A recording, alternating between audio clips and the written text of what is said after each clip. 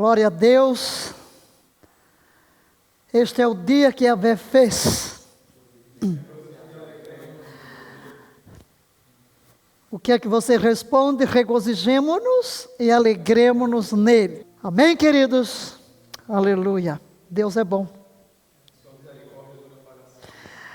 Ok, vamos à nossa aula. Como é que passou a semana? Vencendo a carne, fazendo exercícios, dizendo não aos desejos da carne, dizendo sim à vontade de Deus. Uma rápida recordação dos últimos pontos. Estamos abordando a conquista da vontade. O texto de Filipenses 4:13, proclamemo-lo: posso todas as coisas naquele que me fortalece. A imagem aí parece que é impossível, né? Um homem tão pequeno com uma pedra tão grande. Descer o monte é fácil, subi-lo mais difícil, levando um peso mais difícil ainda. Mas a ideia é colocar em nosso coração: não há impossíveis para Deus. Tudo é possível àquele que crê. Entramos na prisão da vontade, destacamos duas coisas, só vamos falar de tópicos. Então, na prisão da vontade, vimos em primeiro lugar que a vontade é presa pelo engano, e em segundo lugar, pela passividade. A passividade da vontade. Dentro da passividade, vimos quais os sintomas da passividade. Vamos mencioná-las. Qual foi a primeira? A inércia ou indolência na vontade. Essa característica, ela é marcada pela incapacidade de dominar uma situação. A vida é movida por muitas confusões, por obstáculos, e mesmo quando exige uma tomada de posição, você não toma, deixa sempre as coisas para amanhã. Segundo, inconstância. A inconstância é manifesta em tarefas inacabadas. Começa tudo e não termina nada. Terceiro, a incapacidade de concentração. Não há um domínio sobre os pensamentos. O pensamento fica voando para cima e para baixo. Em quarto lugar, a inércia física, isto é, ações mecânicas. Vimos que essa prisão da vontade, ela é refletida até na postura, na sua postura física. Aquela postura todo curvado, cabeça baixa, cabisbaixo, abatido. Em quinto lugar, a incapacidade de tomar decisões ou iniciativa. Você espera que todo mundo decida o que você veste, o que você come, onde você vai morar. Então, a incapacidade de tomar uma iniciativa fica parado no primeiro obstáculo. Depois, olhamos para a libertação da vontade. E dentro da libertação da vontade, fizemos duas declarações que queremos repetir agora.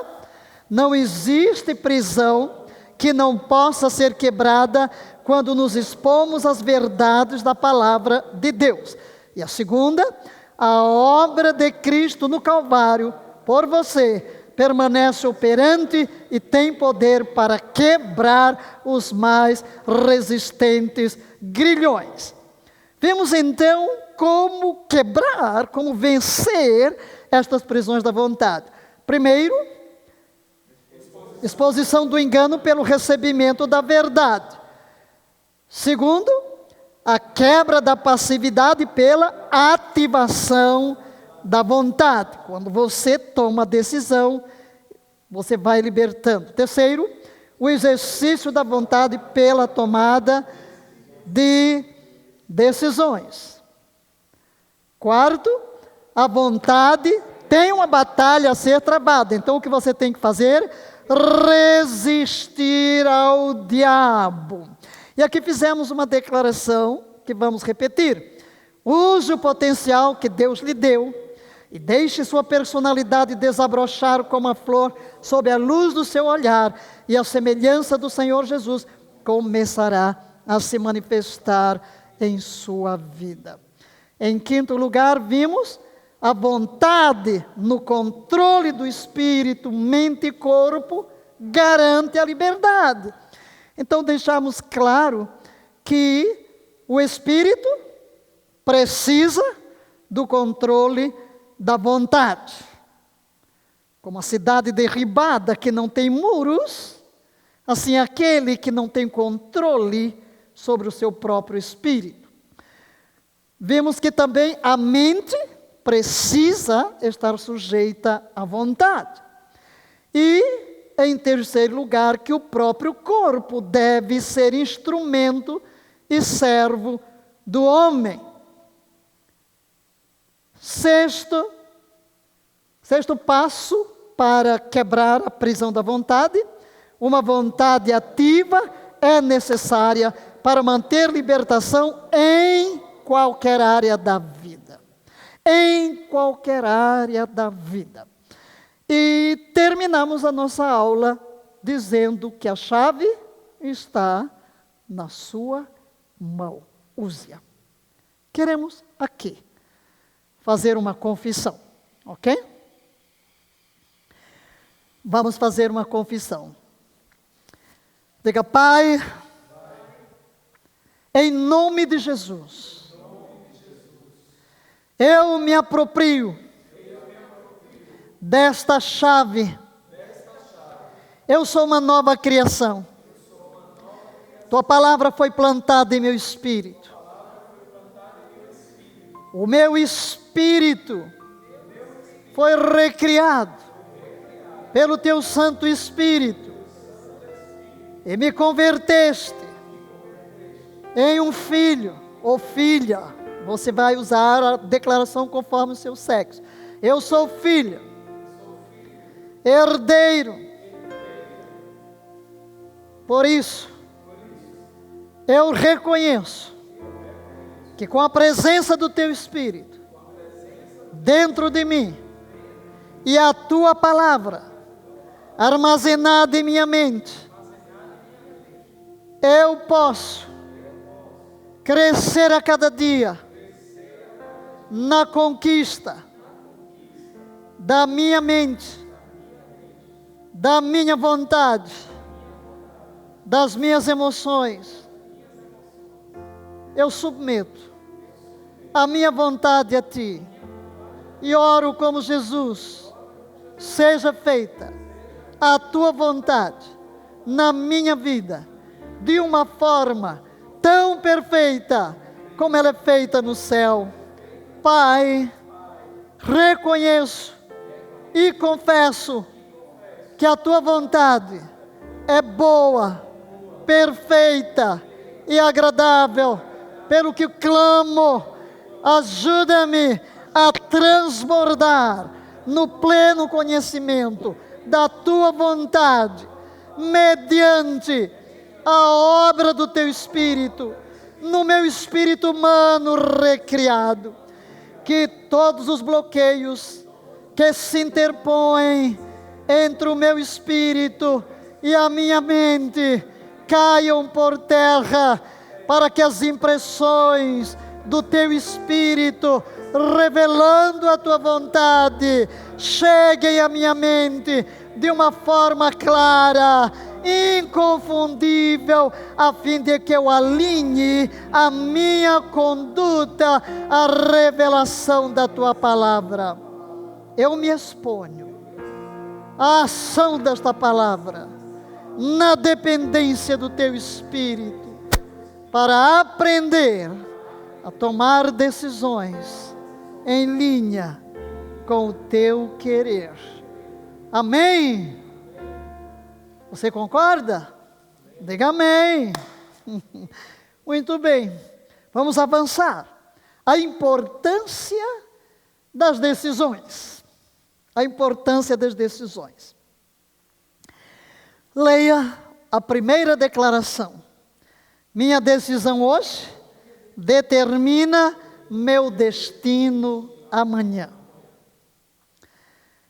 É por isso que a estratégia do inimigo é levar-nos a uma vontade passiva. Primeiro, para que não tomemos decisões. Segundo, para que tomemos decisões loucas, que vão afetar o nosso futuro. Escrevemos aqui, em outras palavras, o que queremos dizer com a primeira declaração. Leia. Minhas decisões passadas determinaram o que eu sou hoje. Minhas decisões de hoje determinarão o que eu serei amanhã. No início do nosso curso, fizemos uma pergunta. Quem sou eu e em quem posso me tornar? Pergunto-lhe, você está satisfeito com o que você é hoje? Como você gostaria que fosse o seu futuro? Se você olha para o passado, pode dizer todas as decisões que tomei em minha vida foram acertadas? É muito importante entendermos isto hoje nesta aula. Que o que eu decido hoje tem consequências não apenas para a minha vida, mas tem consequências para as futuras gerações. Quando lemos os 10 mandamentos, e a palavra começa a dizer, não terás outros deuses diante de mim. Depois, não farás para ti imagem de escultura, nem semelhança alguma do que há em cima no céu, ou embaixo na terra, ou debaixo da terra. Não te encurvarás a elas, nem a elas servirás, porque eu sou teu Deus zeloso, que visito a maldade dos pais nos filhos, até a 3ª e 4ª geração. E faço misericórdia, que maravilha, até 1000 gerações. Oh, que alegria, né? Que a maldição dura até a 4ª geração, mas a bênção pode ir a 1000 gerações. Então as minhas decisões de hoje vão afetar a minha descendência. Eu tenho que pensar que eu não vivo para mim mesmo. Muitas vezes a vida é tão egoísta, centralizada no eu, egocêntrica. Nós estamos alheios a que nem sequer pertencemos a nós mesmos. Por isso tratamos mal o planeta, esquecendo de que virão outras gerações e que o futuro dessas gerações depende do modo como eu estou vivendo e decidindo hoje. Não é verdade? Mas vamos avançar. Nossa vida, nossa vida é o reflexo da totalidade das nossas decisões. Hoje, a totalidade. Você já foi desafiado a tomar decisão hoje, não? Levanto-me ou não levanto? Vou entrar aqui na aula ou não vou entrar? Vou sair de casa ou não vou? O que é que eu vou preparar para o café da manhã, para o almoço? O que é que eu vou vestir? Onde eu vou investir o meu dinheiro? Com quem devo casar? Onde vou passar as férias? Onde vou morar? Que curso vou fazer? Enfim, todos os dias deparamos-nos com decisões que vão afetar a nossa vida. Mas, no meio de tudo isso, levanta-se a pergunta: qual é o processo que usamos para tomar nossas decisões? Na aula passada, nós fomos mostrar a questão da vontade prisioneira, da guerra que existe dentro de nós, entre o espírito e a carne, entre o desejo do que é bom e os nossos instintos, os desejos da nossa carne, despertados pelos 5 sentidos, contrários àquilo que sabemos ser o bem. Mas hoje, queremos pensar nas decisões acertadas e nas grandes decisões da vida. Dissemos na aula passada que a prática dessas pequeninas decisões que parecem tão corriqueiras e insignificantes são um treinamento para fortalecer o mundo interior, a nossa habilidade de tomar decisões e nos atermos a elas. E qual é o processo que eu vou usar? Tem aqui o pensamento de Martha Beck, que ela diz que inúmeros homens sábios nos aconselharam a tomar decisões com base em nossa objetividade racional, em vez de partir de quê? Comportamento emocional. Eu sinto, né? Eu tenho desejo. Então, nós somos muito tendentes a tomar as nossas decisões em cima de emoção. Mas, inclusive, vamos ver os tipos de pessoas na tomada de decisão. Vamos ver se você se enquadra em algum aqui. Primeiro, há pessoas que são intuitivas. Tomam decisões porque confiam mais nos seus instintos do que em seus cérebros. Esses indivíduos costumam dar saltos sem muita informação. São de veneta. Pá! Toma uma decisão precipitada. Rapidamente começam a agir. Por quê? Não consultam. Não têm conhecimento de tudo. Quantas vezes a gente tem que lidar com problemas dentro da liderança por causa destas decisões precipitadas, são impulsos. Segundo tipo, existem os que confiam pouco em suas habilidades de raciocínio cognitivo. Também não confiam nos seus instintos. Nenhum nem outro. Essas pessoas normalmente seguem o caminho da menor resistência. Essa não é a estratégia ideal. Uau! O que é que dá menos trabalho? Terceiro grupo. Há aqueles que depositam toda a sua confiança apenas na mente. Eles não depositam fé nos desejos de seus corações. Essas pessoas normalmente param e esperam, contrastam e se preparam para sempre, insistindo que com um pouco mais de conhecimento a escolha será esclarecida. Nunca mais chega a tomar a decisão. Por quê? Porque consideram apenas a mente. Nós somos um ser integral. Não é verdade? Aí levanta-se a próxima pergunta. Qual é a melhor estratégia? Qual é a melhor estratégia para tomar uma decisão? A Bíblia nos diz que devemos amar a Deus. Como? Com todo o nosso? Quando diz com todo o nosso coração, é com todo o nosso espírito. Com toda a nossa alma. O que equivale a dizer? Com o nosso intelecto, com as nossas emoções, com a nossa vontade e também com todo o nosso corpo. Isso mostra o que, queridos? Que existem vários componentes envolvidos em nossas respostas às escolhas que fazemos.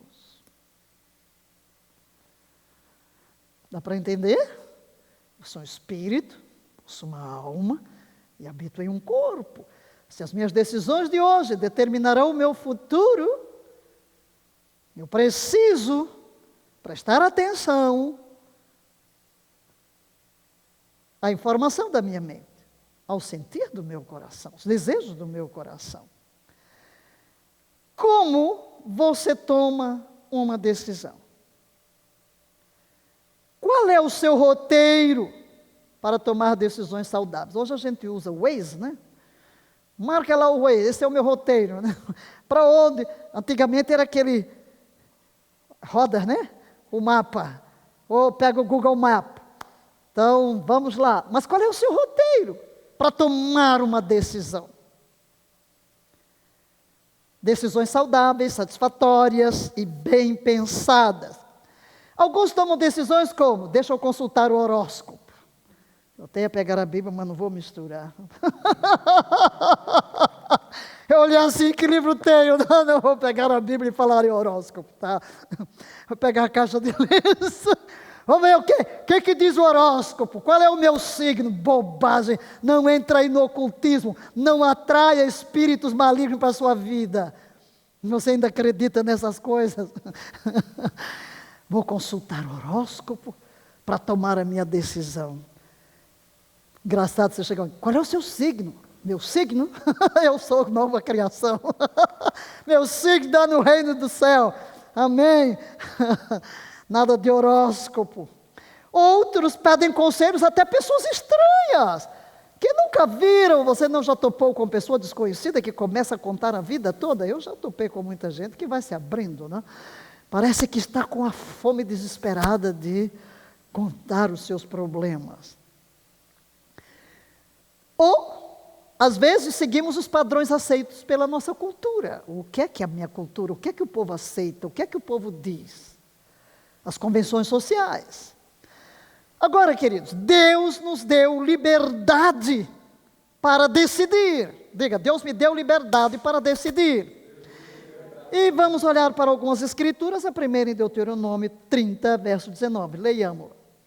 Hoje, invoco o céu e a terra como testemunhas contra ti, de que apresentei claramente diante de ti os caminhos da vida e da morte, a bênção e a maldição. E escolhe, pois, o caminho da vida, para que viva plenamente tu e a tua descendência.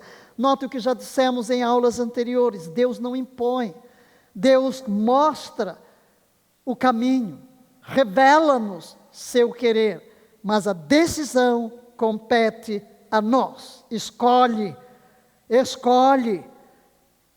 Aqui o texto diz, apresentei claramente. O caminho está diante de ti. De um lado está a vida, do outro está a morte, de um lado está a bênção, do outro está a maldição. Decide. Tu és livre para decidir.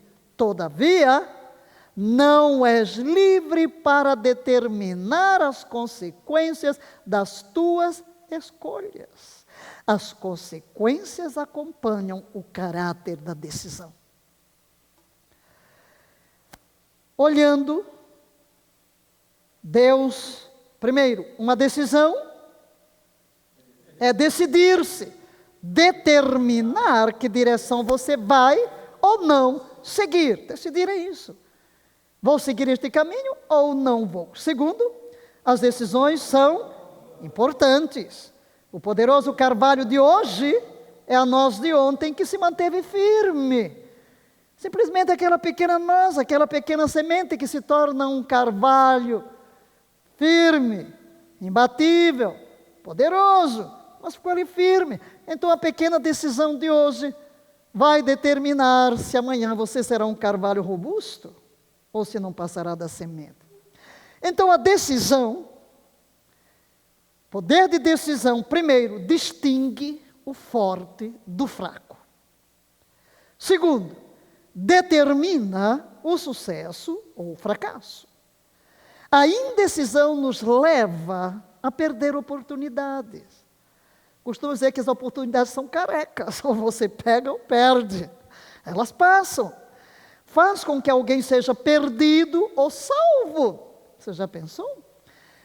A sua decisão determina onde você vai passar a sua eternidade. Já dissemos que Deus não vai mandar ninguém para o inferno. O que Deus fez foi amar-nos tanto que enviou seu Filho, Ele toma o nosso lugar, paga o preço da nossa redenção e nos oferece. Vinde a mim os que estáis cansados e sobrecarregados, e eu vos aliviarei. Se alguém quiser vir após mim. Muito bem. Mas decisões. Algumas decisões são devastadoras, desmoralizadoras, péssimas decisões em seus resultados. Olhemos para alguns exemplos rapidinho na Bíblia. Eva decidiu comer o fruto proibido. Qual a consequência dessa decisão? Trouxe a morte não apenas para Adão e Eva, mas para toda a raça. Olha o que dissemos no início desta aula. A minha decisão afeta as gerações futuras. Nesse caso, Eva, nossa primeira mãe, toma uma decisão errada que introduz a morte. Ló. Quando Abraão chama o seu sobrinho Ló e mostra todas as terras, e diz que ele escolha. O que é que ele escolheu? Sodoma. Ele olhou, ok, ali tem Campinas, tão lindo, tão verde, eu vou para Sodoma. E qual foi o resultado da escolha de Ló? Perdeu tudo. Até a esposa. Perdeu tudo que tinha. Quando Sodoma é destruída, ele tem que sair correndo, fugindo, para salvar a sua própria vida. Consequência de uma escolha, de uma decisão. Por quê? É a vontade. Tudo em nossa vida apelou à vontade. A vontade disse sim, você tomou a decisão. Acabe. O rei Acabe escolheu quem? Jezabel. E que aconteceu? O pecado de Acabe, instilado por essa escolha de Jezabel, adoradora de Baal, levou Acabe, todo o reino de Israel, a tanto pecado, que veio a culminar com a sua mais completa destruição. Em 722 a.C., são levados para a Síria até o dia de hoje. Nunca mais. E o pecado de Acabe teve uma influência muito grande.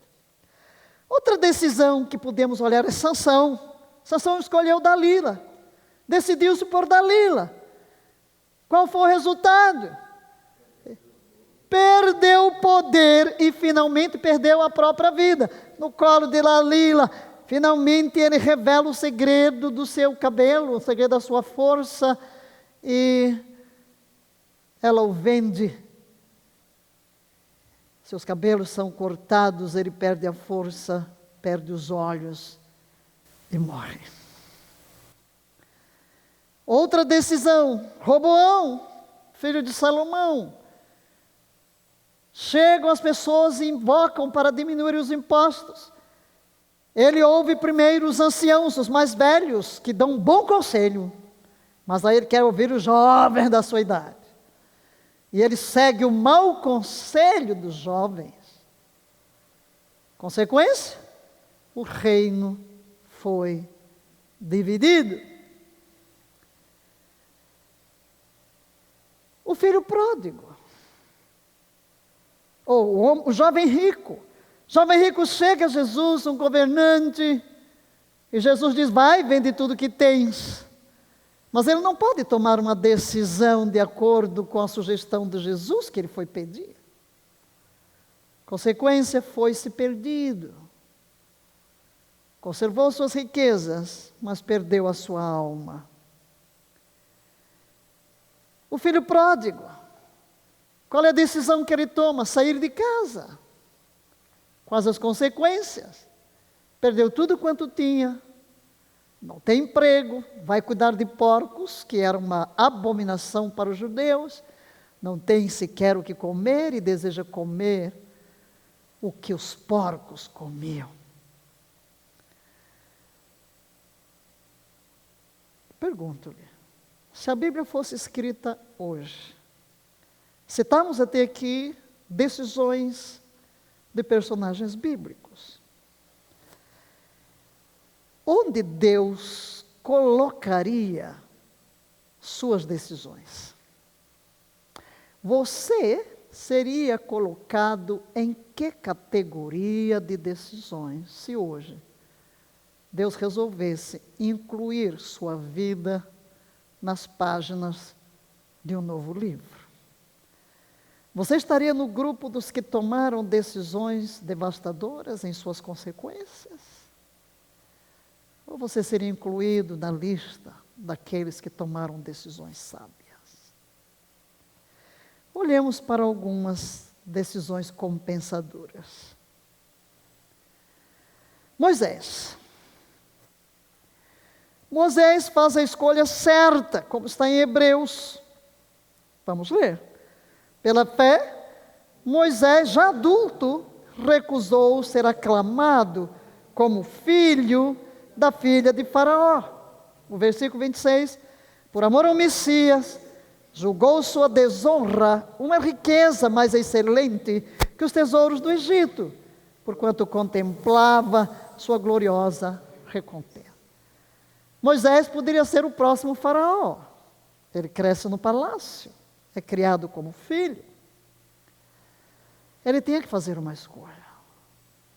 Estar do lado do povo, escravo, maltratado, ou ficar no palácio, na sua vida principesca, com um futuro brilhante. Qual a consequência da decisão de Moisés? Agora eu pego a Bíblia. Qual a consequência? Aleluia! Ele é o autor dos 5 primeiros livros da Bíblia. Só pensou? Tudo que temos aqui de informação. Ele se torna o canal da revelação divina. E ao terminar o último livro, Deuteronômio, o comentário sobre Moisés é que ninguém se levantou à semelhança de Moisés, que falava com Deus cara a cara. Já pensou? Que decisão tão sábia! É claro que quando ele tomou essa decisão, ele não sabia das consequências. E quando você confia em Deus, você não sabe no momento da decisão quais as consequências. Mas por obediência, por amor a Deus, por confiança, porque você sabe que Deus tem o melhor, você decide. Você rende a sua vontade a Ele. É apenas lá no futuro que você vai verificar as consequências da sua decisão. Josué chega diante do povo, vamos ler o que ele diz. Porém, se vos parece mal aos vossos olhos servir a Yahvé, escolhei hoje a quem sirvais, se aos deuses a quem serviram vossos pais que estavam além do rio, ou aos deuses dos amorreus em cuja terra habitais. Porém, eu e a minha casa serviremos a Yahvé. Glória! Mas outro exemplo de uma decisão tremenda é a de Saulo. Embora Saulo de Tarso, embora ele tenha sido perseguidor dos cristãos, e realmente ele seguiu a letra da lei em vez de Cristo, mas o que ocorre? Ele voltou-se para seguir a Cristo. Consequência? Tornou-se um grande apóstolo. E que apóstolo? O apóstolo aos gentios. Lucas escreve o livro de Atos, e a maior parte deste livro é o ministério de Paulo. 13 das cartas que nós temos aqui foram escritas por Paulo. Então, que teologia tremenda, que vida tremenda, tudo por causa de quê? Uma decisão de se voltar para Jesus. O filho pródigo. Aí você vai dizer, mas você falou da decisão ruim do filho pródigo, mas eu quero chamar a atenção para algo nestes 2 personagens, Saulo e o filho pródigo. Lá no meio da desgraça, ele cai em si e diz, levantar-me-ei, irei ter com meu pai, dir-lhe-ei, pai, pequei contra o céu e perante ti, já não sou digno de ser chamado teu filho, trata-me como um dos teus empregados. E ele corre de volta para a casa do pai, que está de braços abertos, que o beija, que o abraça, que chama os seus empregados e manda trazer o anel de filho, mudar as sandálias, muda a roupa, pega o bezerro cevado, festeja e declara, este meu filho estava morto e reviveu, estava perdido e foi achado. Um filho volta para casa. Então o que queremos chamar a sua atenção? Talvez no seu passado você tenha tomado decisões desastrosas, mas aqui está um Saulo, aqui está um filho pródigo. Ambos no passado tomaram decisões desastrosas, mas houve um período na sua vida em que pararam e tiveram um encontro. Paulo tem um encontro com Jesus, o filho pródigo tem um reencontro com o seu pai. Eu quero dizer isso hoje para você. Não te lembres das decisões passadas, nem consideres as antigas. E a Beth diz: ponho de ti uma nova porta, um novo caminho.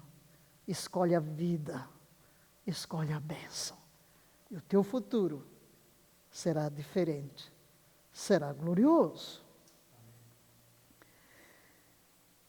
Qual a fórmula de Deus para tomar decisões corretas? Primeiro, peça a direção a Deus. Se você reconhece a Deus como seu Criador, como seu Senhor, você vai aprender a consultá-lo sobre todas as áreas da sua vida. Você vai conversar com Ele sobre tudo, porque tudo quanto lhe diz respeito interessa ao seu Papai Celestial. Amém? Conversar com Deus. A expressão Senhor, que não diz tanto na nossa língua portuguesa, se confessarmos a Jesus como Senhor. Por que Paulo fala assim? Porque nos seus dias, as pessoas eram levadas a confessar César, o imperador romano, como Senhor. Curios César. César é Senhor. Era um título da divindade, Adonai. Mas os cristãos não diziam Curios César, Curios Jesus. Ele é o Senhor. Isso significa o quê? O soberano. Se eu reconheço que Ele é Senhor, soberano, Tu és o meu Senhor. Não tem peso em português, mas Tu és o meu soberano. Tu és o meu dono, Tu és o meu rei, Tu és o supremo, único da minha vida, a quem devo obediência. Eu só conheço o que está diante de mim, não tenho domínio sobre o que passou, e nada posso fazer acerca do que há de vir. Nem sequer tenho conhecimento se viverei até o fim do dia. Mas este Deus a quem eu sirvo tem todo o conhecimento. Ele é a fonte de toda a sabedoria e de toda a revelação. Ele sabe o que o futuro me reserva. Na realidade, Ele tem planos escritos ao meu respeito. Há um livro escrito acerca da sua vida, sabia? Deus tem um propósito 100% para a sua vida. E nós bem que precisamos aprender a ler cada dia qual é o propósito 100% de Deus para nós, a fim de que nós possamos viver a plenitude desse 100%. Então consulte a Deus. Tiago 1,5 declara, leiamos: se algum de vós tem falta de sabedoria, peça a Deus, que a todos dá liberalmente e o não lança em rosto e ser-lhe dado. Então é simples, peça. Segundo, busque a vontade dEle em sua palavra. Queridos, nós já temos aqui na Bíblia quase tudo que devemos fazer. E aquilo que não é tão explícito, qual é o curso que eu vou fazer? Em que cidade eu vou morar? Com quem vou me casar? Enfim, qual vai ser a minha profissão? Mas você vai encontrar princípios. Princípios que governarão qualquer uma das suas decisões. Além do que, enquanto você ora e se expõe à sua palavra, Deus muitas vezes toma um versículo, toma uma história, toma um exemplo, toma uma pregação, para fazer ressaltar dentro de mim uma luz. Este é o caminho. Leiamos Salmo 119, 105. Lâmpada para os meus pés é a tua palavra, e luz para o meu... Leia, por favor, outra vez. Lâmpada para os meus pés é a tua palavra, E luz para o meu caminho. Em terceiro lugar, confie no Senhor. Leia. Confie no Senhor com todo o seu coração. Aprenda a verbalizar, a ler, repetir, a falar. Não apenas olhar com os olhos, mas abrir a boca e proclamar. Porque quanto mais sentidos envolvemos, mais podemos reter. Aliás, aqui você ouve, então o sentido da audição. Você vê, porque você está lendo, sentido da visão. E você fala, então você tem 3 sentidos envolvidos para reter melhor. Vejamos o texto em Provérbios 3, 5 e 6. Confia em Yahvé de todo o teu coração e não te estribes no teu próprio entendimento. Reconhece-o em todos os teus caminhos e ele endireitará as tuas veredas, as tuas decisões. Confie, confie. Quando você chega diante de Deus, entrega uma causa, faz uma súplica, busca uma direção, creia que Deus está ouvindo, creia que Ele está lhe conduzindo. Entre neste caminho de segurança. Em quarto lugar, não se apoie no seu próprio entendimento. Não creia em tudo que você pensa. Falamos muito sobre a mente. Então não se apoie no seu próprio entendimento. Às vezes a nossa mente vai nos trair. Em Provérbios 11, 14, vamos falar o quê? Uma das coisas é procurar conselho de pessoas piedosas. Diz o texto em Provérbios, não havendo sábios conselhos, o povo cai. Mas na multidão de conselheiros há segurança.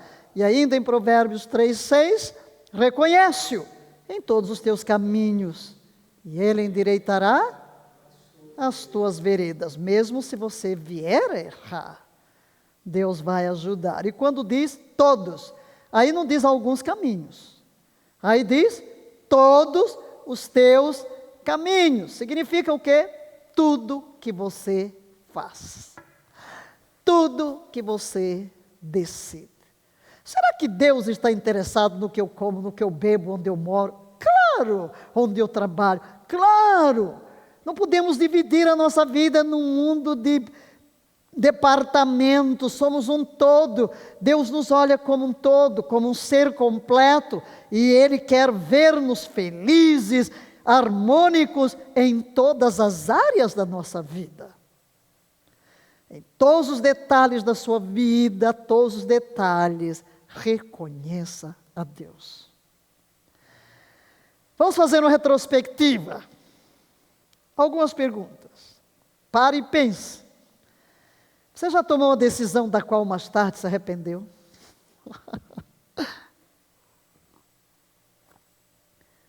Não estou ouvindo as respostas, mas acho que todo mundo disse sim. Segunda pergunta. Você já adiou uma decisão que mais tarde desejava ter feito? Uau! Demorei demais. Já? Quanta gente está atrasando os planos de Deus na sua vida? Terceiro, você se lembra de uma decisão tomada que, olhando para trás, está tão emocionado que fez esta escolha? Aleluia! Glória a Deus! Né? Claro, você olha para trás, eu compartilhei na semana passada, que era dia 20, aniversário da convenção, que logo de madrugada, quando me levantei, minhas entranhas se moveram. De quê? Emoção! Por causa daquela decisão aos 15 anos, lendo a Bíblia. Vou sempre, né? Vou sempre te seguir. Dei o meu coração para Jesus. Entra na minha vida, para sempre te seguirei. Sim, você olha para trás. Evidentemente, minha vida está pontilhada desse tipo de decisão. Porque ali naquele dia, naquela tardinha, a visão que eu tive dele no meu quarto foi de alguém muito real. Jesus, tão santo, tão santo. Eu amava muito a Jesus. Quando a minha mãe se tornou católica, eu tinha 12 anos. E ela conta que pensava às vezes, que vai ser feito dessa menina, meu Deus, ela vai enlouquecer. Porque logo teve aquela Semana Santa, e na Igreja Católica tem uns rituais em várias estações, a via sacra, né? E eu chorava desesperada durante todo o processo. Isso é o que a minha mãe via, né? Essa menina aqui se acabando de chorar o tempo todo. Não sabe por quê. Agora eu sei. Eu ficava ali, Jesus. Se eu estivesse aí, eu ia te ajudar a carregar essa cruz. Imagina, meu Deus do céu. Era o meu coração de 12 anos, buscando a Jesus. Queria conhecê-lo, queria ser santa. Ai, que fome insaciável. Até o dia que ele me encontrou no meu quarto. E realmente ali foi uma sensação tão, como diz um cântico, né? O céu desceu, entrou e ficou em mim. O céu desceu, entrou e ficou em mim. Não sei quem conhece, mas é bem antigo. Mas ainda está aqui no coração. Você se lembra de decisões que tomou e hoje olha para trás e diz graças. Que bom, que bom, que bom. Mesmo que algumas decisões tivessem custado alguma coisa. Quando um dia Deus me pediu para deixar a Junta de Missões Mundiais, de que eu me sentia propriedade. Quando Deus pediu para deixar Moçambique, que eu havia adotado como minha nação. Chorei muito. Doeu muito. Doeu muito.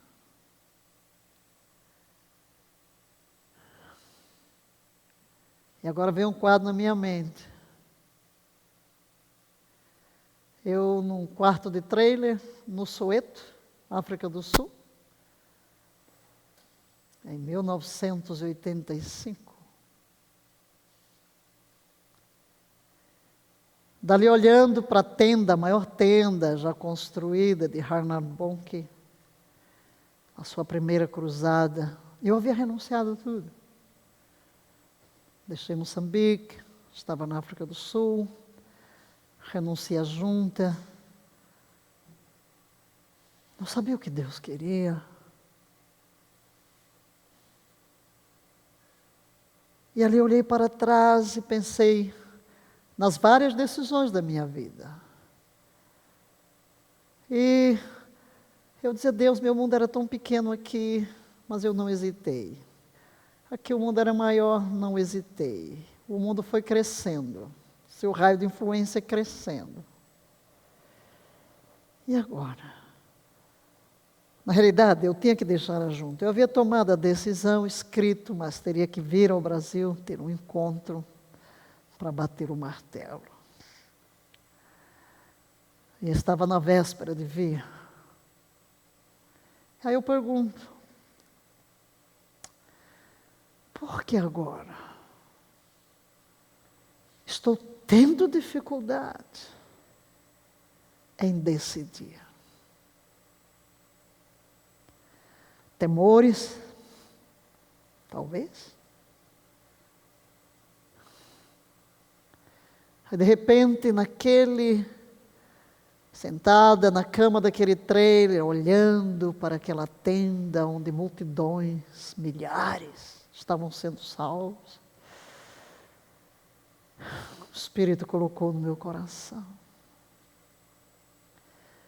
Não há renúncia grande demais quando se considera a renúncia que Cristo fez para nos buscar. Não há renúncia grande demais. Quando olhamos para a renúncia que Cristo fez, Ele abriu mão de tudo. E na hora extrema, ali no Getsemane, sua vontade pessoal entra em conflito com a vontade do Pai. Pelo que Ele diz, é possível passar de mim este cálice. Todavia, se o único meio de salvar a humanidade é enfrentar a cruz com todas as suas consequências, eu vou à cruz. Ele era Deus, Criador. Então as nossas renúncias se tornam o quê? Nada. E ali, naquela noite, eu disse, Senhor, não há renúncia grande. Nada. Eu renuncio tudo. Eu renuncio tudo. Então, queridos, sim, haverá em nossa vida momentos em que o uso da nossa vontade implica em renúncias. Dor. Mas eu costumo dizer, olha, todo o nosso sofrimento, todas as nossas dores e lágrimas para tomar uma decisão, para nos alinharmos com a vontade de Deus, tempo perdido, bobagem, né? Que bobagem, que loucura! Por quê? Porque depois, quando você olha para trás, este é o caminho. Por isso é que a Bíblia diz acerca de Jesus, que considerando o fruto do trabalho penoso da sua alma, ele ficou satisfeito e não se importou de ir à cruz e sofrer toda a vergonha que ele sofreu. Guarde isso no seu coração. Amém? Mas desculpe lá, entrei na minha vida passada aqui. Você já tomou uma decisão que agora está tão feliz por ter dito não a essa decisão? A pergunta anterior fala de eu disse sim, mas também você chegou o momento em que você disse não a determinados apelos. Mas hoje você está feliz? Ah, eu também tenho. Também tenho muitas experiências que eu estou feliz por ter dito não, por ter tido a habilidade de dizer não. E já o que eu falei de missões e de decisão, quando cheguei junto do meu chefe, e ele disse, irmã Valnice, como quem diz, não nos deixe e tal, vamos para outro campo. E eu disse, isso tudo por quê? Por causa da minha experiência de batismo no Espírito Santo, tá? Ele me ofereceu um outro país.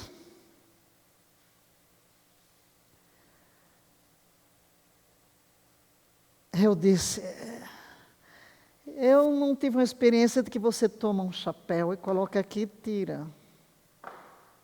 Não é nada disso.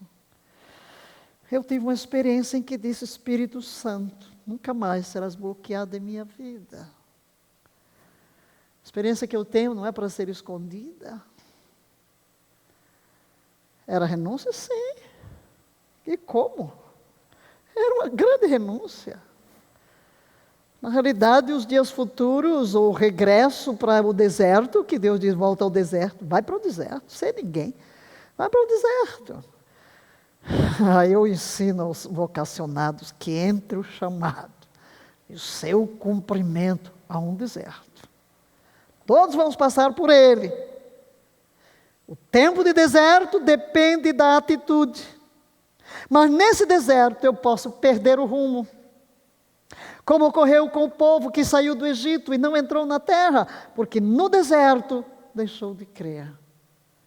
Mas se eu permanecer firme no meu deserto, Deus trabalhará em mim uma identidade, da qual necessito para os dias pós-deserto. Deus é fiel.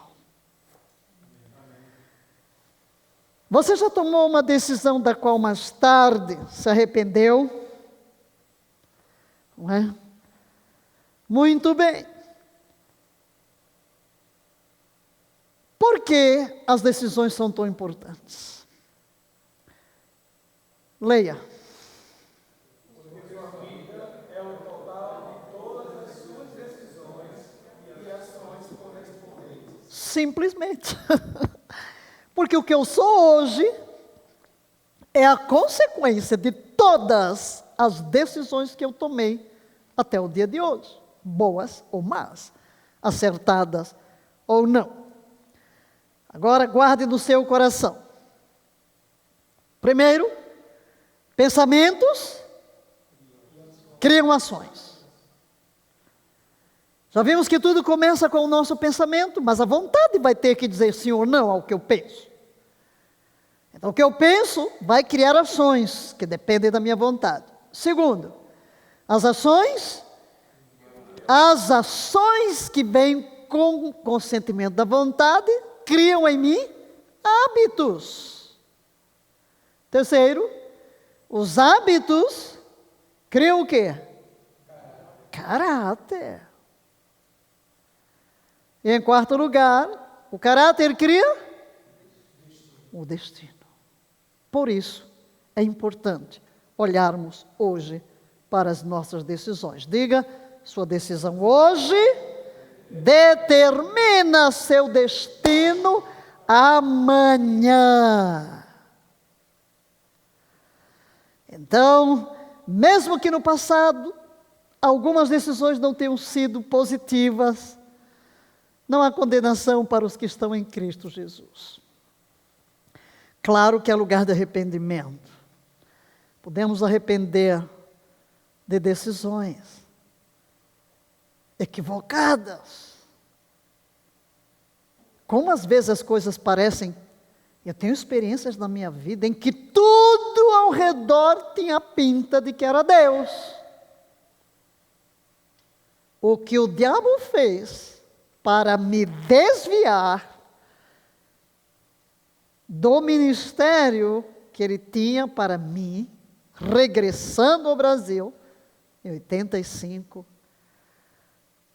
sempre dizemos, Satanás vem a nós, no nível em que nos encontramos. Não vou relatar aqui as experiências, fica isso para uma classe de vocacionados. Como é fácil, mas por quê? Porque eu não me desviei. Porque eu já vinha de muitos desertos, de muitas experiências, em que eu não ousaria tomar uma decisão sem ter as confirmações, porque nós ensinamos como ser guiado pelo Espírito. Então, é como um semáforo. Você vai dirigindo o seu carro. Se está verde, você passa. Se está vermelho, você para. Se está amarelo, atenção. Então, às vezes, quando surge o sinal amarelo, não avance. Enquanto houver uma interrogação, não avance. Sonde os motivos mais profundos. É um discernimento. É um discernimento. Às vezes parecem propostas tão extraordinárias, mas eu já tive que lidar com vários caminhos, já no começo, com 17 anos, para ir para o seminário. A única porta fechada era do seminário. E de repente abrem-se portas para mim. Uau! Se eu quisesse trabalhar, foi-me oferecido um emprego nos Correios. Você imagina. Quem é que não quer ser funcionário público nesse país? Se eu quisesse servir a Deus, fui convidada para ensinar na Escola Batista. Se eu quisesse continuar os estudos, foi-me dada uma bolsa para continuar os estudos no Rio de Janeiro. Agora, Deus me chamou para o seminário, mas eu não tenho um centavo para ir para o seminário.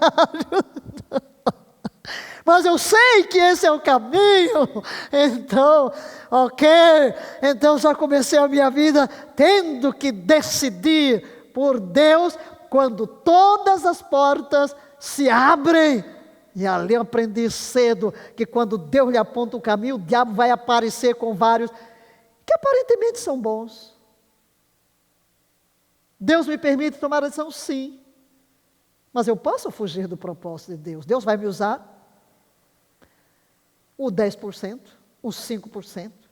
Mas Deus só vai me usar 100% se eu estiver 100% no centro da sua vontade. Quando chegou o tempo de ir para a África, uau, portas abertas para todo lado. Não, mas Deus disse, África. Não é? E quando Deus me pede para reunir tudo em África, em Moçambique, a junta, eu vou para a África do Sul, logo a denominação que mais crescia ali me convida para voltar para Moçambique, ser pastora deles para formar o povo, enfim. E quando eu digo Deus me chamou para o Brasil, oferece-me toda essa organização para plantar sua igreja no Brasil. Não, tudo que eu tenho de Deus é vai para um lugar de jejum. Então você aprende a não se dobrar diante daquilo que parece. E inclusive eu chego aqui, recebo uma ligação de uma denominação, Vanessa, venha ser nossa missionária. Ei, para, porque Deus me diz, vai para o lugar deserto a orar. Você vai ouvir a Deus. Mas é claro, eu já vinha de longos tratamentos com Deus. Mas, entenda, eu não estaria aqui hoje falando com você sem essas decisões do passado. Deus não teria usado a minha vida ao longo destes anos no Brasil e fora, se eu não tivesse tomado estas decisões em harmonia com o que Ele revelou. Por isso, queridos, queremos mostrar 7 chaves de como ouvir a voz de Deus. Não é um estudo completo, evidentemente, mas precisamos ouvir a voz de Deus. O que vou fazer com o resto da minha vida? Onde devo ir? O que vai acontecer? Vamos ver. Queremos primeiro deixar claro alguns princípios. E o primeiro é este. Leia. Deus quer se comunicar conosco. É uma comunicação de mão dupla. Personalize. Deus quer se comunicar comigo. Como você conhece uma pessoa? Comunicando-se. Falando e ouvindo. Conversando. Você ouve, você fala. É o mesmo com o nosso relacionamento com Deus. Você vai dizer, mas eu posso ter esse nível de relacionamento? Você olha para a imagem que está aí na tela. Isso aqui eu entendo bem. Eu escuto, falo a minha língua, converso. Mas como é que eu posso ter esse nível de relacionamento com Deus? Pode sim. Deus é uma pessoa. Deus é uma pessoa. Deus fala, nós ouvimos, nós falamos, Deus escuta. E o autor dos Hebreus, ele fala disso, no capítulo 19, lá no verso 20, quando ele diz que podemos ter coragem, ousadia, para entrar no Santo dos Santos pelo sangue de Jesus, por um novo caminho. Jesus abriu um novo caminho e eu posso entrar no Santo dos Santos. O sumo sacerdote entrava uma vez por ano, mas Jesus, na sua morte, rasgou o véu. O caminho para o Santo dos Santos está aberto. Deus está no trono, é verdade, dele não se ausenta, mas por meio de Jesus Cristo eu entro no Santo dos Santos. Tenho acesso à presença do Deus Todo-Poderoso, porque Ele colocou dentro de mim o seu Espírito. E esse Espírito é Deus. Veja que coisa mais linda, mais maravilhosa. Jesus toma o nosso lugar naquela cruz. Morre a nossa morte, leva a nossa maldição, abre o caminho para a regeneração, o novo nascimento, a recriação do nosso espírito. Vai ao céu, levando consigo o homem que Ele tomou sobre si na terra, representando-nos diante do Pai, como nosso intercessor e redentor, e envia para dentro de nós o seu Espírito. Espírito Santo. Esse Espírito Santo dentro de nós, que se comunica conosco, e traz a voz de Deus ao nosso homem interior. Podemos ouvir. Não é uma forma como aqui. Você me ouve audivelmente. Às vezes Deus fala audivelmente, fala. Não é sempre. Ocasionalmente, sim. Quando Deus nos chamou de volta para o Brasil, aquilo foi como se fosse uma pessoa humana. Eu sabia que não era humana. Eu estava prostrada, havia caído debaixo do poder de Deus, rosto em terra. Estás pronta agora, tenho um ministério para ti no Brasil, treina meu exército. Clara voz, clara, clara. Quando fui começar o meu ministério aqui, no Brasil, de volta, tremendo por dentro, meu pai, o que eu faço? Eu ouvi, mas pensei que, ali eu não sabia que era Deus, não. Eu pensei que foi o pastor. Está aqui uma senhora com câncer. Ouvi, pensando que foi o pastor. Então eu fui para frente, crente, que todo mundo escutou, e pergunto onde é que está a senhora com câncer. 10 dias depois eu soube que ninguém ouviu aquilo, só eu, mas estava lá a senhora sim. Então sim, não é o modo comum, é algo que eventualmente, mas o modo mais simples é através de uma impressão dentro de nós, ou uma voz suave, ou uma impressão em nossa mente. Às vezes vem um pensamento, uma impressão na nossa mente, que não brotou da nossa reflexão, mas o Espírito coloca aquilo, é Deus falando conosco, às vezes pela sua palavra. Em Gênesis 3, 8a, encontramos, e ouviram a voz do Senhor Deus, que passeava no jardim pela viração do dia. Veja que logo na criação, Deus vinha na viração do dia para conversar com o homem. É assim que Deus quer se relacionar com você e comigo hoje também. O desejo de Deus é andar conosco, comunicar-se conosco, somos filhos. Conversar conosco, dialogar conosco, como dissemos há pouco, mão dupla. Podemos sim. Diga, eu posso ouvir a voz de Deus. Diga, fui criado para ter comunhão bidirecional com Ele. Fui criado para ter uma comunicação bidirecional. Bidirecional. Não é, porque muita gente, a vida de oração não passa disso, chega diante de Deus, ou pelo menos chama o nome de Deus, e desbobina, e vai embora. Não dá nenhuma chance de Deus falar. Vamos ler um texto, João 10, 27 palavras de Jesus. Minhas ovelhas ouvem a minha voz, e eu as conheço, e elas me seguem. Eu as conheço e elas me seguem. Minhas ovelhas ouvem. E Paulo, em Romanos 8,14, leiamos, porque todos os que são guiados pelo Espírito de Deus, esses são filhos de Deus. Essa escritura implica em que, se eu sou filho de Deus, é porque eu nasci de novo. Se eu nasci de novo, eu sou guiado pelo Espírito Santo.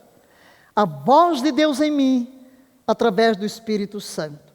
Aí então eu posso ter certeza da promessa expressa no Salmo 37, 23 e 24, que vamos ler. E Yahvé firma os passos de todo aquele cuja conduta lhe agrada. Se cair, não ficará por terra, porque Yahvé o segura pela mão. Aleluia! Então não tenha medo, não tenha medo. Aleluia! Deus ordenará os meus passos. Diga isso. Deus ordenará os meus passos. E mesmo quando eu explodir tudo, se realmente eu estiver tentando fazer a vontade de Deus, Ele vai me elevar e me dará uma segunda chance. Então não permita que as decisões erradas de ontem sejam usadas pelo inimigo com espírito de condenação, porque a condenação é sempre paralisante. Creia no perdão, creia na graça, creia na misericórdia. Como diz Jeremias, as misericórdias do Senhor são a causa de não sermos consumidos, porquanto as suas misericórdias não têm fim, renovam-se cada manhã, e Ele então exalta: grande Yahvé é a tua fidelidade. A parte mais difícil de ouvir a Deus é o fato de que leva tempo para aprender a discernir a sua voz. E é preciso um coração humilde. Jeremias, aqui está uma oração que podemos fazer. Leiamos. Então me invocareis, e chegareis a mim para orar, e eu vos darei toda a atenção. Vós me buscareis, e me encontrareis, quando me buscardes de todo o vosso coração. Que coisa mais linda! Veja só, então me invocareis, chegareis a mim para orar, e eu vos darei toda a atenção. Toda a atenção. Toda a atenção. Não podemos, evidentemente, fazer exigências ao Deus Todo-Poderoso. Não podemos agitar os céus com o nosso punho e dizer: tudo bem, ó Deus, quero te ouvir. Mas podemos pedir, não? Podemos buscar ao Senhor, bater a porta, sabendo que Ele vai prestar atenção ao nosso clamor. Provérbios 16:3 declara: consagra, Yahvé, todas as tuas obras, e os teus planos serão bem-sucedidos. 3:5-6. Confia em Yahvé de todo o coração, não te apoies no teu próprio entendimento, reconhece Yahvé em todos os teus caminhos, e Ele endireitará as tuas veredas. Não seja sábio aos teus próprios olhos, teme a Yahvé e aparta-te do mal. Nós precisamos ser alertados de um fato: há outras vozes. Cuidado. Falamos que é preciso aprender a discernir a voz. Há outras vozes também sussurrando aos nossos ouvidos. De fato, 3 vozes. A voz do homem, que pode ser a nossa própria voz, pode ser a voz de outros, a voz de Deus e a voz do diabo. Então precisamos discernir qual é a voz. A palavra diz que há muitas vozes, todas com certo sentido. Olha a importância de nos aquietarmos para discernir que voz está falando comigo. Jesus diz, em João 10, lemos uma parte da palavra que Ele libera, e aqui está a segunda que queremos ler. E as ovelhas o seguem. Por quê? Porque reconhece a sua voz. No versículo anterior diz: Ele ouve a nossa voz. Agora, Ele diz que nós também reconhecemos sua voz. Todavia, de modo algum seguirão um estranho. Ao contrário, fugirão dele. Por quê? Porque não conhecem a voz do estranho. Conhecem a voz de Deus. Não é parte aqui do nosso curso, mas um dos cursos que nós damos é como ser guiado pelo Espírito. Como é que o Espírito Santo fala. Precisamos aprender. O escritor dos Hebreus nos diz que podemos treinar nossos ouvidos para reconhecer a voz de Deus acima de todo e qualquer barulho. Mas vamos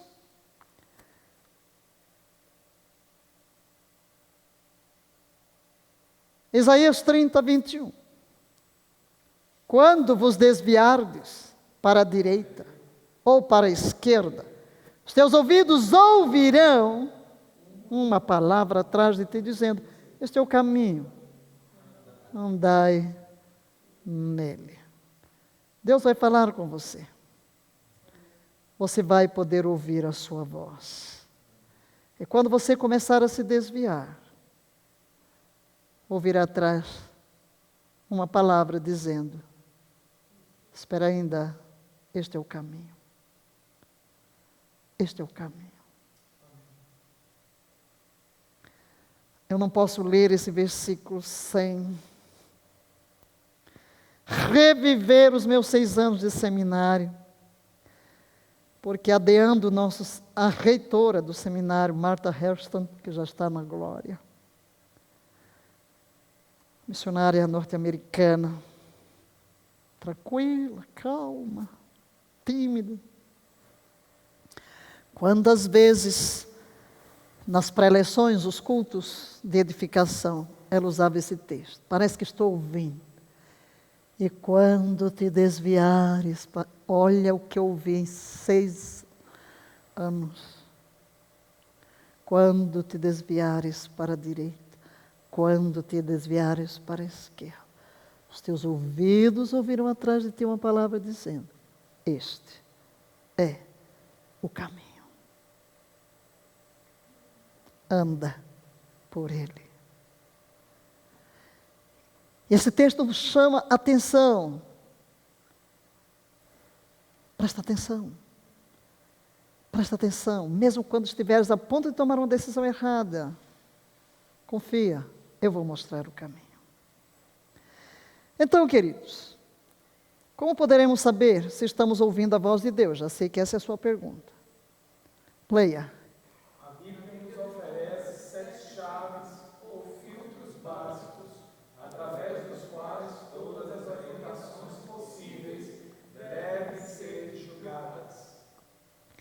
Vamos olhar para elas. Não nos deteremos, mas passaremos por elas. Primeira chave, as Escrituras. Como posso discernir a voz de Deus? Primeiro são as Escrituras.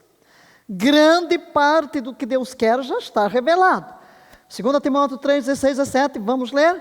Toda a Escritura é inspirada por Deus e proveitosa para ministrar a verdade, para repreender o mal, para corrigir os erros e para ensinar a maneira certa de viver, a fim de que todo homem de Deus tenha capacidade e pleno preparo para realizar todas as boas ações. Então veja, toda a palavra, ela está aqui para que ensinar a maneira certa de decidir.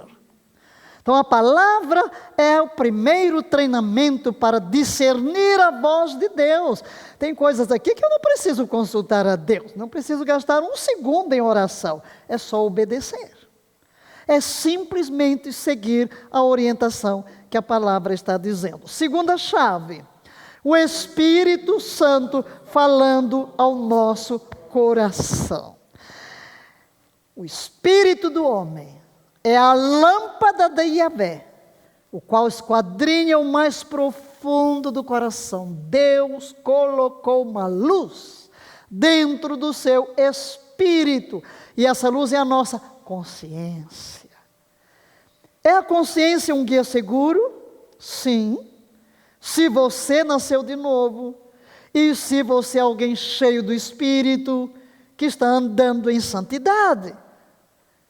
Porque é possível alguém cauterizar a consciência pelo pecado.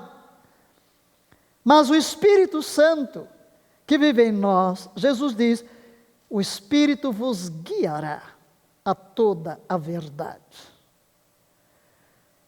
Paulo diz que o Filho de Deus é guiado pelo Espírito de Deus. E ainda Paulo diz em Romanos 8 que o Espírito dá testemunho com o meu espírito. Essa é a voz de Deus falar. Rapidinho, vamos ler o texto e volto já falando sobre o Espírito Santo. Mas vamos ler o que está aqui em Hebreus, que é uma citação do Antigo Testamento. Leia. Esta é a aliança que farei com a casa de Israel.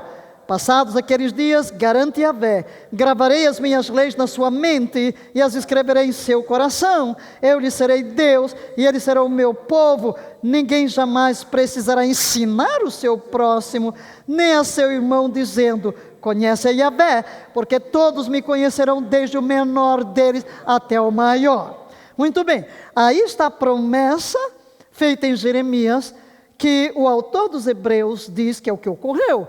A nova aliança, em que a palavra é gravada dentro de nós. Ora, a palavra é uma pessoa, Jesus Cristo. Ele nos manda o Espírito Santo, por isso que temos a mente de Cristo, porque a mente do Espírito é a mente de Cristo. O Espírito é Deus, Jesus é Deus, o Pai é Deus. Mas esse Espírito dentro de nós, porque a segunda chave é essa, o Espírito falando em nosso coração. Como é que o Espírito fala? Número 1, ele fala pela palavra.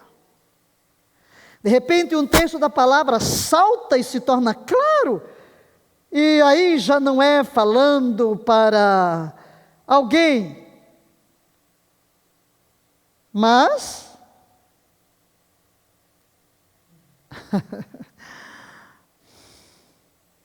enfim, eu abri aqui em cima da promessa.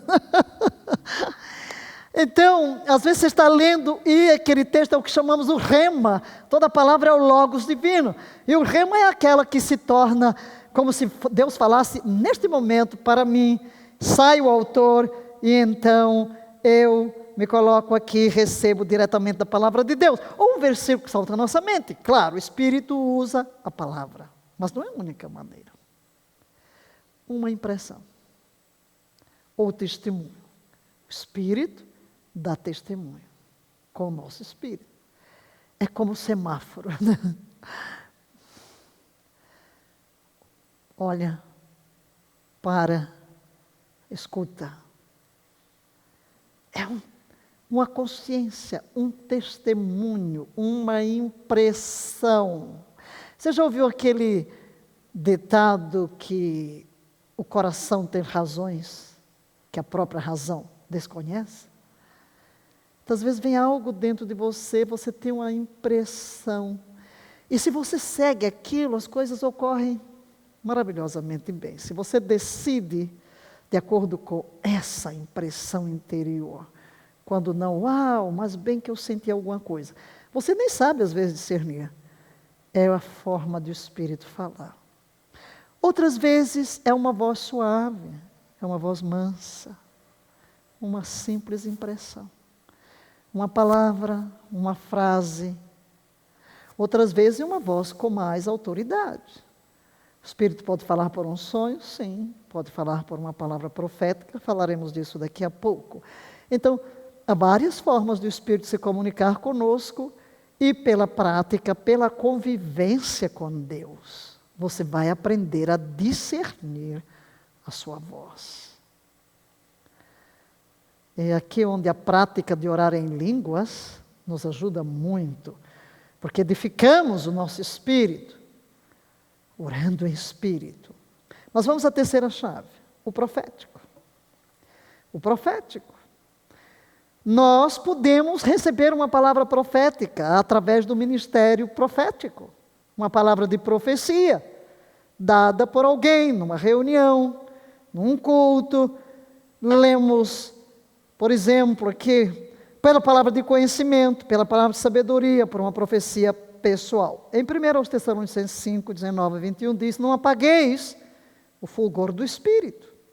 Não trateis com desdém as profecias, mas experimentai todas as evidências. Retende o que é bom. Deus sim pode nos falar por uma palavra profética.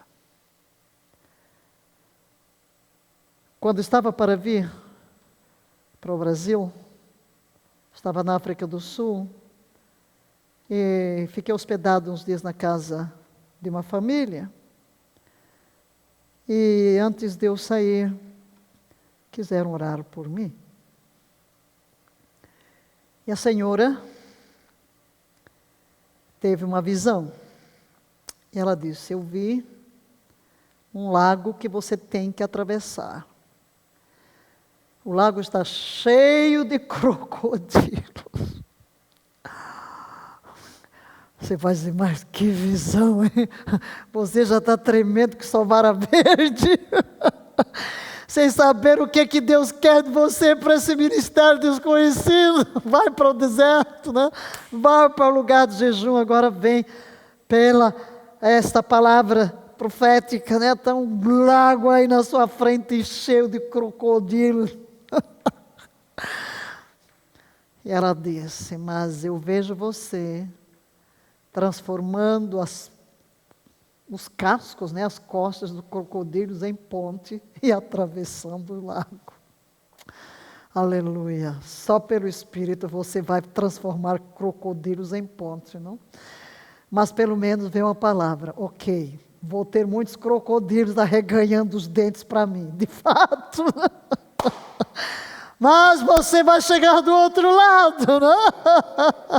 Você vai chegar do outro lado. É uma palavra profética, então não tema. Vai embora, vá para o Brasil. Tem um ministério para ti no Brasil. Você vai me treinar um exército, mesmo que você não saiba como, mesmo que você esteja tremendo. Sim, não quer dizer, querido, que você vai tomar todas as decisões todas as vezes. Você está bem tranquilinho da vida. Não, porque nós, na nossa carne, temos medo do desconhecido. Por isso é que nós temos que aprender a tirar rápido os olhos das circunstâncias para não perder a bênção e descansar em Deus. Amém? Quarta chave, conselho piedoso. Conselho. Conselho, sim. Deus estabeleceu vários ofícios e existem os cristãos maduros que podem muito nos ajudar. Veja o que a palavra diz em Provérbios 11, 14. Leiamos. Não havendo sábia direção, toda a nação é arruinada. O que a pode restaurar é o conselho de muitos sábios, não é? Claro, na multidão dos conselheiros está a sabedoria. Então não vamos ser tão orgulhosos, achar que nós não precisamos dos outros. Às vezes nós estamos vendo as coisas por um prisma, mas com cristãos maduros, bons conselheiros, sábios, Deus pode usá-los para nos ajudar a tomar uma decisão sábia e falar conosco.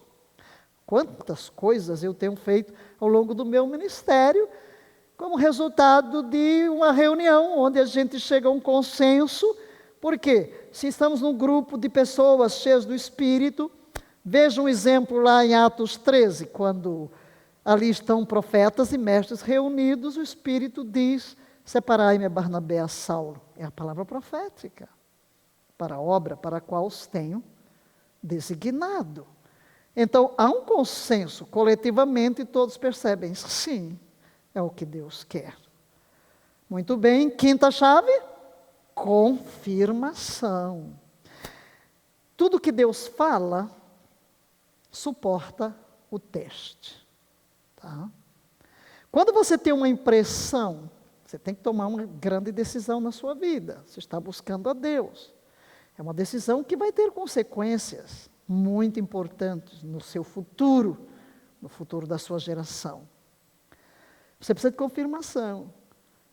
Veio hoje uma impressão, ok, vá juntando as coisas. Não vá logo forçando o caminho, a barra, tenho que decidir depressa. Não é assim.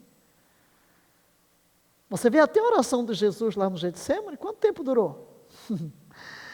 Se nós considerarmos o que ele diz a Pedro, nenhuma hora pudeste vigiar, então nós podemos imaginar que pelo menos aí, por umas 2, 3 horas, Jesus esteve ali para a decisão final, para a rendição final, sofrendo, transpirando sangue.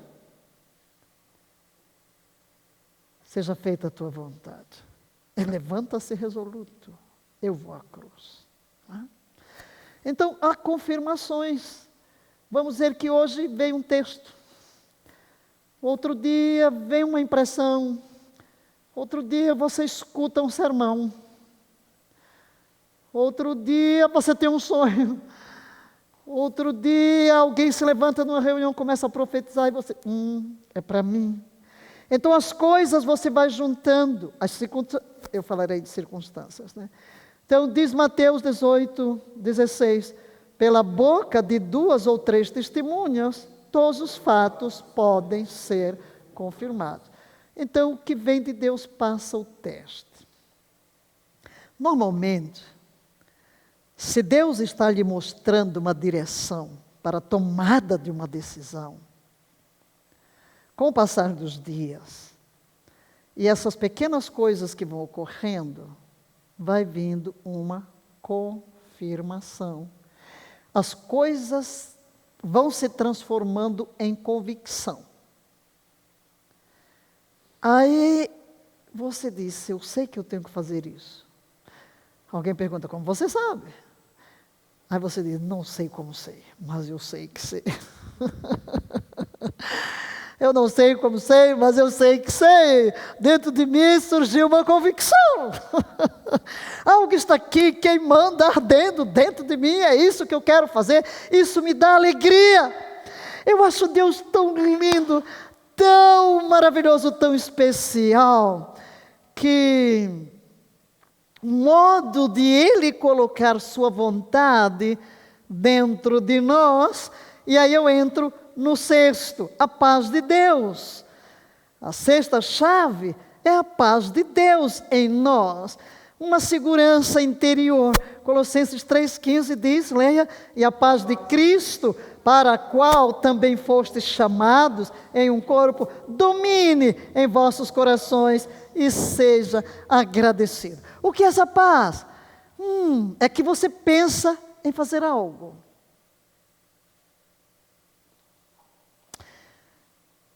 Eu estava lendo sobre Inácio de Loyola, chamado Santo Inácio de Loyola, porque ele deixou um legado muito grande sobre como você discernir espíritos buscando a vontade de Deus.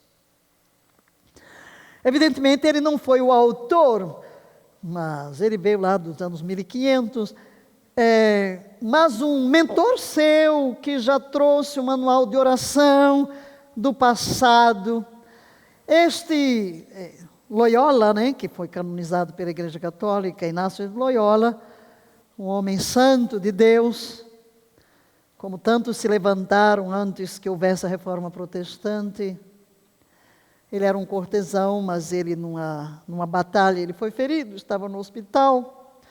E imaginando nas suas atividades no futuro, em alguém com quem ia se casar, e enquanto ele estava ali, tendo que restaurar a sua perna, ele pediu alguns romances para ler, mas não havia nenhum romance ali. E os únicos livros que encontraram para ele ler, a vida de Cristo e a vida dos santos. Então, a história, a biografia daqueles homens da igreja que foram todos chamados santos, cristãos, a sua vida devota, e ele passa a enfrentar uma experiência. Quando ele pensa, ele começa a refletir naquilo de voltar na sua função, na sua posição social, e pensar em alguma dama. Aí, não sentia uma alegria, já começa a sentir meio deprimido. E aí, lendo tanta vida de Cristo, lendo a vida daqueles santos, algo dentro dele começa a surgir. Eu viver uma vida dessa. Aí começa a dar uma alegria. E por causa disso ele termina entendendo que Deus tem um chamado para a sua vida. Claro que ele vai elaborar sobre o discernimento de espíritos dentro de nós, que às vezes a nossa própria vontade, a nossa própria carne, você tem que discernir qual é o Espírito de Deus. Mas onde é que eu quero chegar? É que Deus, esse Deus tão maravilhoso, quando ele vai nos mostrar um caminho, algo começa a ocorrer dentro de nós. Vamos dizer que Deus quer que você mude de carreira. Você amou tanto aquilo, mas de repente você vai perdendo o gosto. E vai passar a gostar daquilo.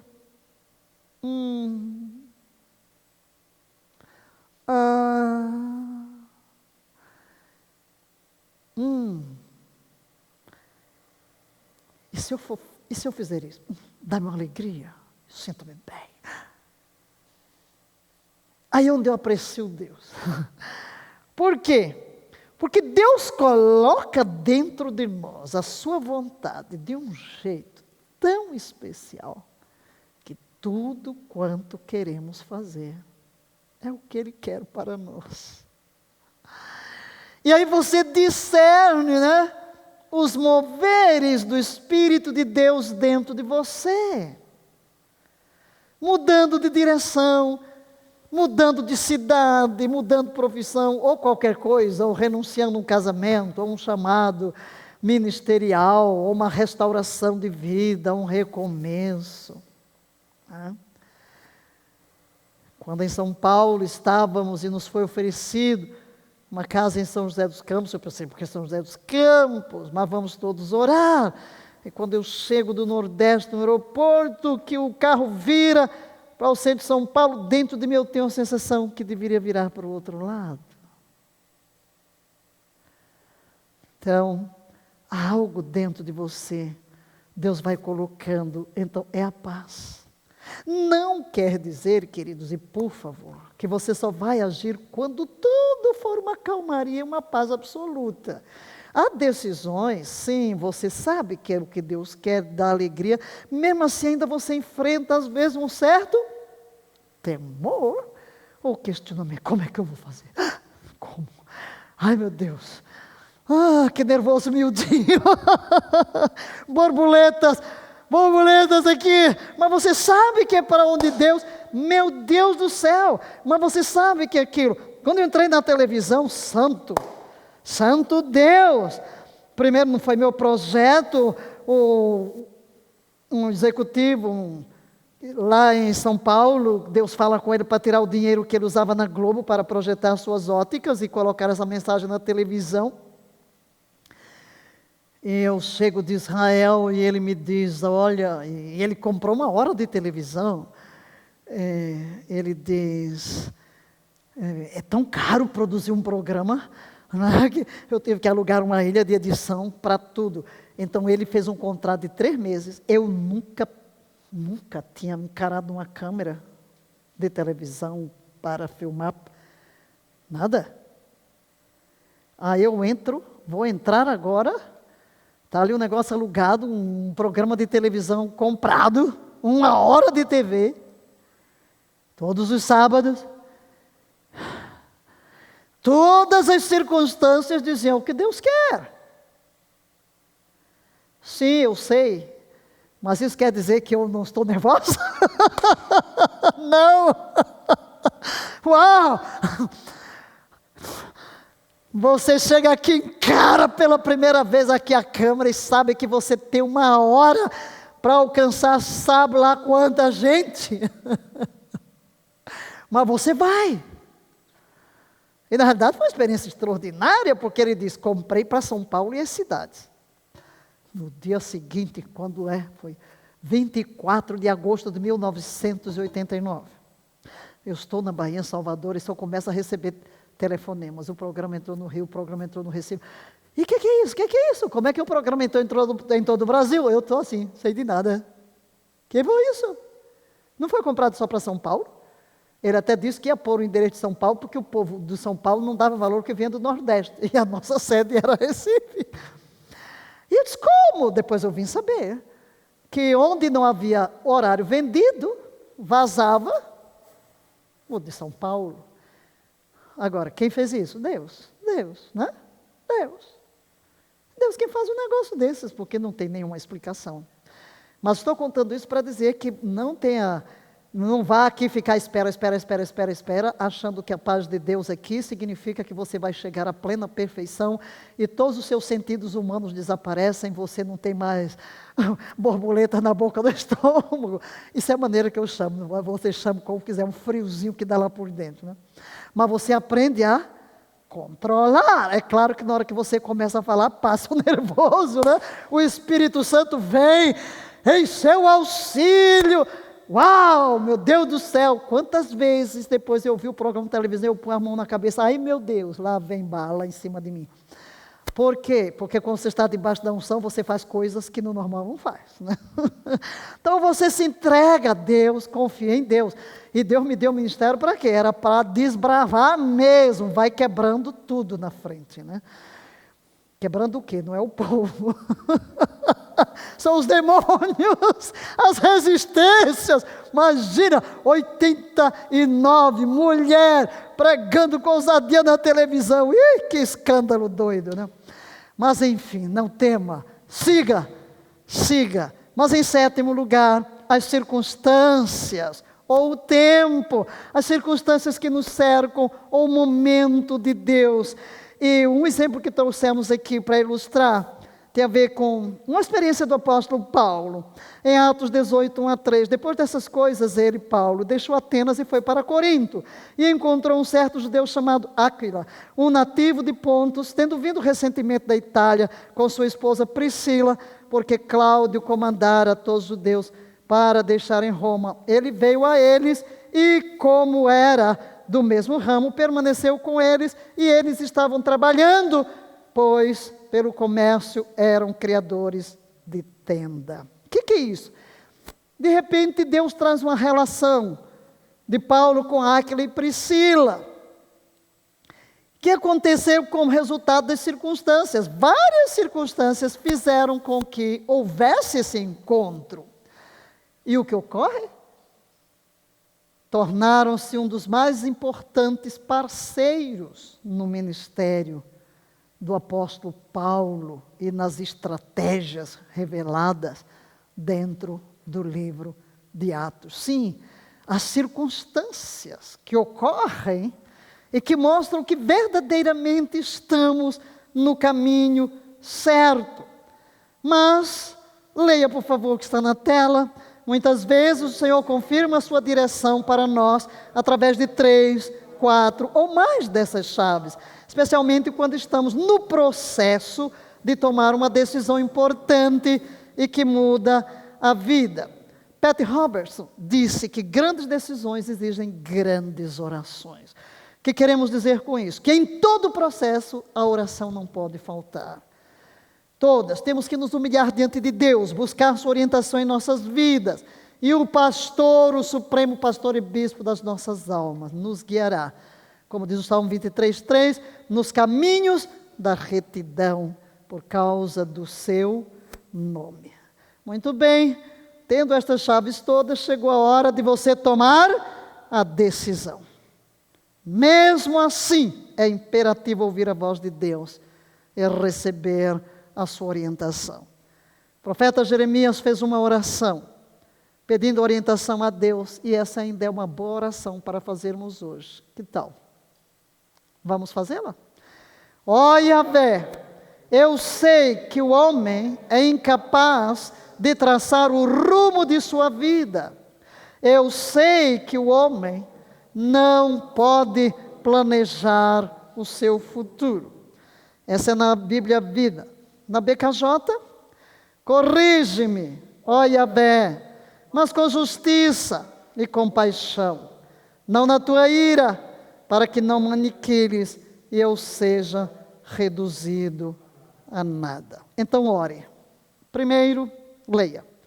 Peça ao Senhor que lhe dê graça para andar em santidade, a fim de que nada o impeça de ouvir a sua voz. Segundo, confesse o pecado não confessado, incluindo orgulho, falta de perdão e raiva, pode cegá-lo.